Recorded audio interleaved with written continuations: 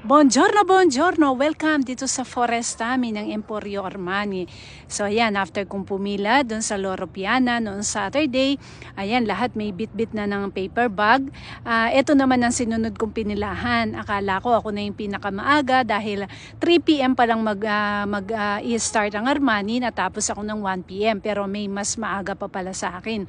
Ang Forestami ay isang project ng City of Milan, ng Government of City of Milan, na magtanim daw ng trees na 3 million by the year of 2030.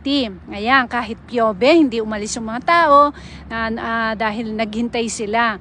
So ayan, ni-explain ng dalaga dito kung ano yung dapat gawin doon sa laman ng bag.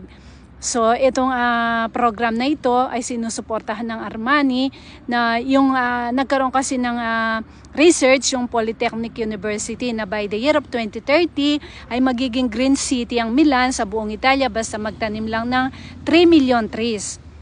So ayan, ngayon daw ay nakapagtanim na sila ng 427,475. Ayan, may maliit na paso, konting lupa at yung seeds. Ayan, pag tumubo na daw yung dahon, pwede na siyang i-transfer. Alam ko, susunod lahat ng mga Italiano na nakatanggap nito. Kaya napakasipag nilang pumila. Ayan, pero ang pinaka-like ko dito, yung tote bag. To all my viewers, grazie mille. Ciao, ciao!